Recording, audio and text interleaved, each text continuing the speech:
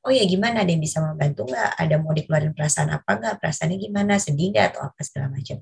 Di follow up kemudian, gimana, udah berasa lebih baik belum, udah lebih enak belum? Nggak, makanya aku butuh bantuan karena aku sedihnya sering-sering lebih intens. Oh ya berarti memang membutuhkan bantuan. Halo sahabat Nova semuanya, saya Ayu Sutomo, Sekolah Anak, Remaja, dan Keluarga. Dan hari ini kita akan membahas tentang kesehatan mental anak.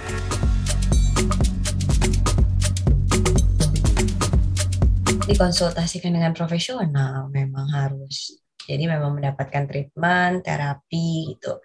Dan tapi yang satu pertama yang harus dilakukan sebetulnya adalah acceptance dulu ya dari orang tuanya.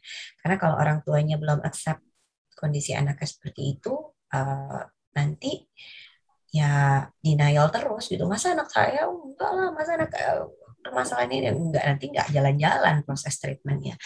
Jadi yang paling penting adalah ya udah terima dulu, akui dulu, diamini dulu, diiyain dulu bahwa oh iya benar ya, ada kesalahan nih gitu. Oh iya ya emang ada masalah nih.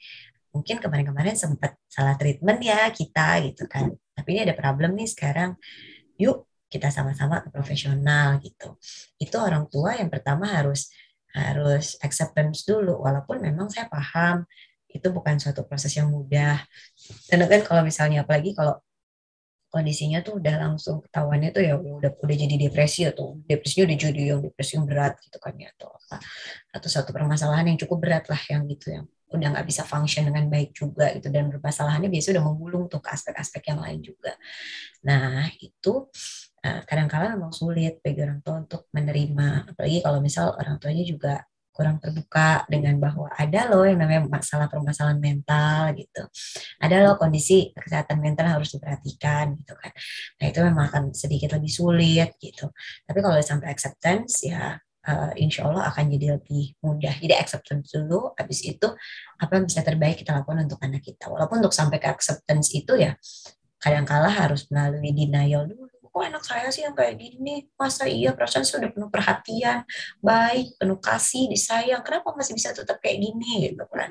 Kenapa dia harus berpengaruh? Atau biasanya kemudian abis denial terus kan anger, marah, marah bisa marah sama dirinya, marah sama anaknya, marah sama Tuhan mungkin juga itu kan. Kemudian kenapa harus anak saya bergaming gitu? Atau mungkin orang tuanya karena kepikiran terus-terusan, pada akhirnya orang tuanya juga yang kemudian mengalami permasalahan yang tidak kalah berat gitu, mentalnya juga juga terserang gitu kan karena memang ini kondisi yang sulit gitu kan. Misalnya anak udah dipanggil sekolah ternyata ada permasalahan ini tuh segala macam gitu kan. Terus sedikit banyak berpengaruh terhadap orang tua menjadi mental loadnya orang tua kan dan kurang lebih bisa juga itu berhadapan pada situasi itu walaupun nanti pada akhirnya mudah-mudahan cepat pada sampai tahapan acceptance atau diterima atau menerima kondisi itu. Karena kalau sudah menerima bisa lebih mudah untuk ikutin treatmentnya, untuk bisa lebih mudah untuk mendukung anaknya menjalani setiap tahapan-tahapannya dan orang tuanya juga bisa lebih mudah untuk berubah.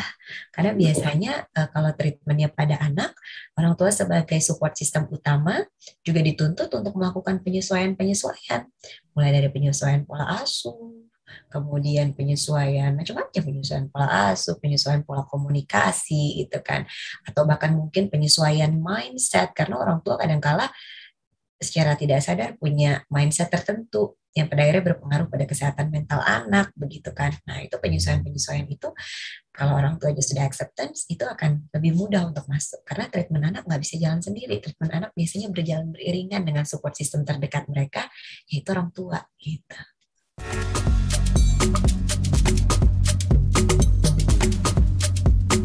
Ketika terjadi perubahan perilaku yang cukup drastis tadi gitu kan ya dan kemudian sudah mengganggu juga secara produktivitas anak tersebut misalnya sekolah atau apa atau ketika misalnya orang tua juga mendapatkan keluhan dari anak karena kadang-kala anaknya juga mengeluhkan aku nggak nyaman nih bete terus karena anak biasanya banyak anak yang sekarang lebih aware terhadap mental health-nya dia dan kemudian dia tahu bahwa ini perasaanku kok gak enak terus ya, kok aku sedih terus ya, kok aku sangat-sangat sensitif sekali ya terhadap ini gitu kan ya. Nah saat anak menyampaikan seperti itu gitu kan ya, boleh untuk mulai dipantau, mulai dibantu dulu. Oh ya gimana, ada yang bisa membantu nggak? Ada mau dikeluarin perasaan apa nggak? Perasaannya gimana? Sedih nggak atau apa segala macam. Di follow up kemudian. Gimana, udah berasa lebih baik belum, udah lebih enak belum? Nggak, makanya aku butuh bantuan karena aku sedihnya sering-sering lebih intens. Oh ya, berarti memang membutuhkan bantuan. Jadi kapan ketika satu memang kita melihat ada perubahan perilaku yang cukup mencolok dan in negative terms ya gitu, maksudnya jadi kok jadi lebih sulit untuk didekati, lebih sensitif, lebih sering marah-marah gitu kan, itu bisa kemudian ketika sudah mulai mengganggu fungsinya gitu kan ya, fungsi dan produktivitas dalam keseharian anak kita tersebut. Dan ketiga, ketika memang kita mendapatkan keluhan dari anak kita. Gitu.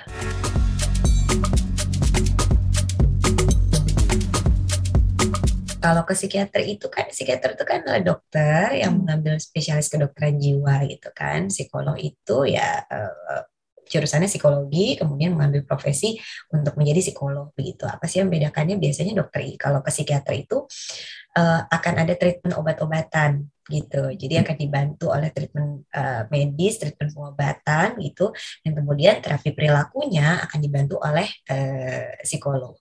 Nah, umumnya biasanya kalau misal memang konsultasinya apa sesinya berupa konsultasi terkait dengan kecemasan, kemudian terkait dengan misalnya apalagi perasaan khawatir, cemas, bully atau apa gitu yang kaitannya masih dengan sosial, kemudian perilaku, itu bisa diarahkan ke psikolog terlebih dahulu. Namun biasanya ketika psikolog pun menilai bahwa ini rasanya nggak bisa untuk ditangani karena secara fungsi kerja otaknya atau fungsi kerja tubuhnya gitu kan membutuhkan gitu kan dukungan dari obat-obatan, maka biasanya psikolog akan bekerja sama dengan psikiater untuk kemudian melakukan pengobatan pada pasien tersebut. Atau sebaliknya, ketika datang ke psikiater, kemudian telah diberikan obat-obatan, namun tetap membutuhkan dukungan terapi perilaku gitu kan ya untuk menjaga dia agar tetap stabil kondisinya, biasanya psikolog akan bekerja sama psikiater akan bekerja sama dengan psikolog untuk membantu dalam terapi perilakunya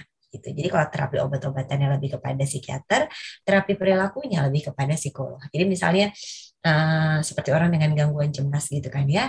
Orang dengan gangguan cemas kalau kondisinya sudah cukup parah, maka tidak lagi cukup hanya dengan meditasi, menenangkan diri, dan yang lain-lain. Tapi butuh mungkin antidepresan, butuh orang kondisi bipolar gitu ya misalnya, atau kecemasan tinggi atau depresif yang benar-benar cukup berat membutuhkan obat-obatan tersebut. Tujuannya apa? Untuk menstabilkan dulu kondisi tubuhnya. Karena kalau kondisi tubuh, kondisi otak tidak stabil gitu kan, tidak distabilkan oleh obat-obatan, terapi perilaku tidak akan bisa masuk.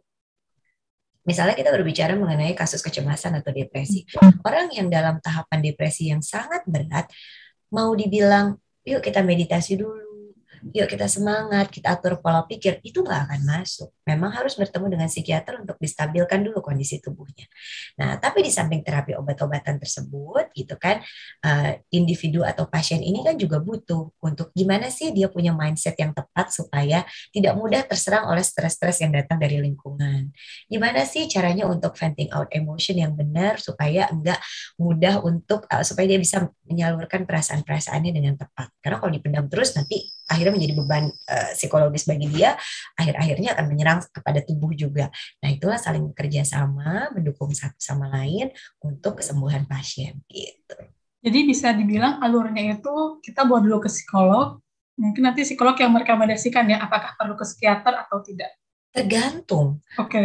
Kalau misal kondisinya memang sudah cukup berat gitu kan ya, biasanya datang ke psikiater akan langsung diberikan obat-obatan karena untuk menstabilkan gitu kan. Nah, setelah beberapa treatment, psikiater biasanya akan udah boleh nih coba ke psikolog untuk terapi perilakunya. Nah, itu baru dibantu oleh kita gitu. Jadi nggak mesti harus ke psikolog dulu kemudian psikiater, tapi ketika memang kita merasa bahwa oh ya kayaknya masih bisa berkomunikasi nih dengan baik gitu kan, kemudian masih bisa untuk dihandle sendiri, belum membutuhkan obat-obatan gitu, boleh datang ke psikolog dulu gitu.